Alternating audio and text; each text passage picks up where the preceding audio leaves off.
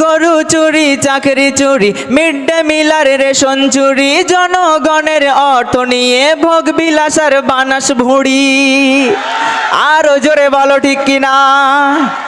গরু চুরি, চাকরি চুরি, মিড ডে মিলার রেশন চুরি, জনগণের টাকা নিয়ে ভোগ বিলাসার বানাস বুড়ি। তবে সিবিআই ধরবে না তো কি করবে, তবে জনগণের দেখার মানুষ থাকবে কে? আইএসএফ করবে না তা কি করবে এই বাংলাতে? নওশাদ ভাইয়ের কণ্ঠের সুর যেন এক বাহাদুর, সত্যের পথে থাকেন তিনি, হয় না কোনো কমজোর। নওশাদ ভাইয়ের কণ্ঠের সুর যেন এক বাহাদুর, সত্যের পথে থাকেন তিনি, হয় না কোনো কমজোর।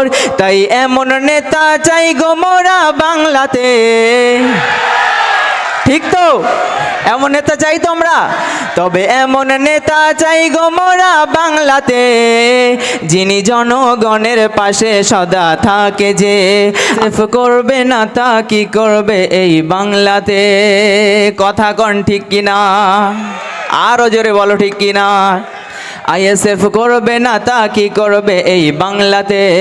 আইএসএফ করবে না তা কি করবে এই বাংলাতে? যদি সব নেতাগুলো চুরি করে জেল খাটে, তবে জনগণের দেখার মানুষ থাকবে কে? আইএসএফ করবে না তা কি করবে এই বাংলাতে? মানুষ মারা, গুন্ডাগিরি, এটাই হলো তোদের নীতি, জনগণের টাকা নিয়ে করিস তোরা বাহাদুরি।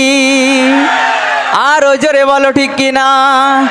মানুষ মারা, গুন্ডাগিরি, এটাই হলো তোদের নীতি, জনগণের টাকা নিয়ে করিস তোরা বাহাদুরি।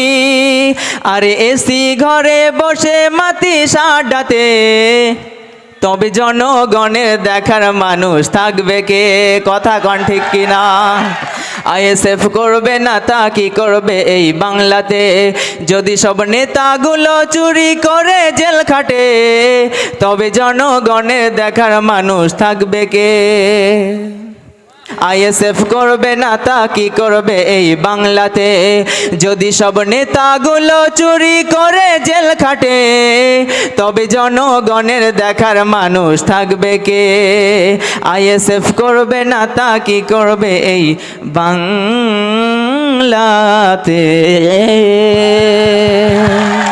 কোনো বলে পোলের হাটের অবজারভার, তাই আমার মায়েদেরকে বলছি, সব চলে গেছে, তৃণমূল লুট করেছে। হাঁসের ডিমটা, মুরগির ডিমটা সাবধানে রাখবে, কারণ আমার বাচ্চাদের মমতা বন্দ্যোপাধ্যায় মিড ডে মিলের ডিম চুরি করে নিয়েছে, মিড ডে মিলের ডালটা চুরি করে নিয়েছে, মিড ডে মিলের খাবারটা চুরি করে নিয়েছে।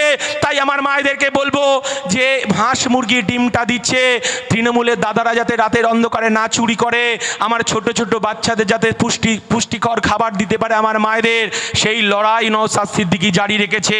আমার এই ভাঙড়ের বন্ধুরা, ভাঙড়ের সহপাঠী বন্ধুরা লড়াই জারি রেখেছে।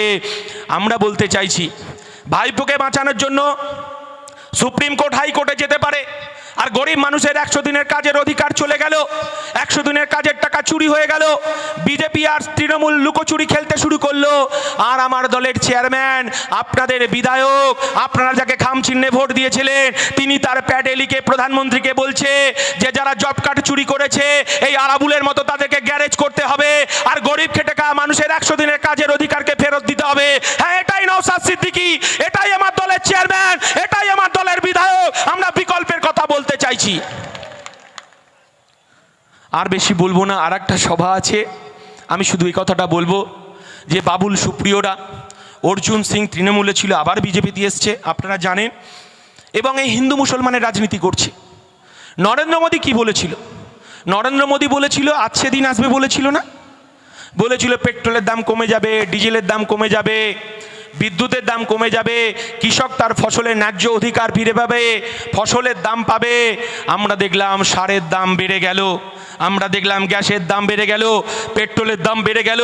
আর আমার এই বোরখা পরা মুখ্যমন্ত্রী, আমার বোরখা পরা, আমার হিজাব পরা মুখ্যমন্ত্রী, সেদিন বামফ্রন্ট আমলে সেদিন আমরা কলেজে পড়তাম দেখেছিলাম 2 টাকা আলুর দাম 4 টাকা হয়েছিল।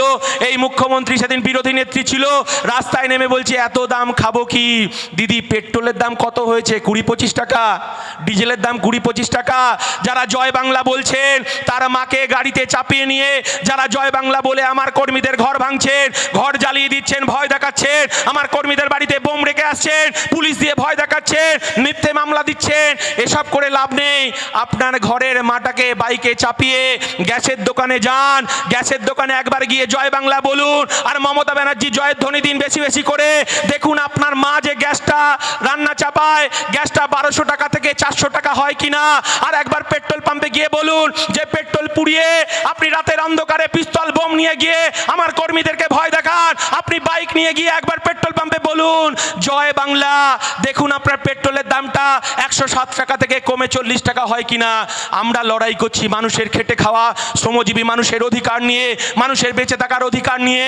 আর এই তৃণমূল কংগ্রেসের সহকাতা বাহিনী আমাদের কর্মীদেরকে মারছে, ধরছে, কিন্তু আমরা রাস্তায় আছি, রাস্তায় থাকবো। এটা ইন্ডিয়ান সেকুলার ফ্রন্ট। সবাই ভালো থাকবেন, সবাই সুস্থ থাকবেন। মায়েদেরকে আবার বলছি, ভাইপো আবার দায়িত্ব নিচ্ছে, মুরগির ডিমটা সামলে রাখবেন, হাঁসের ডিমটা সামলে রাখবেন। জয় হিন্দ, ইনকলাব জিন্দাবাদ, ইন্ডিয়ান সেকুলার ফ্রন্ট জিন্দাবাদ। ধন্যবাদ। আমাদের রাজ্যের জেনারেল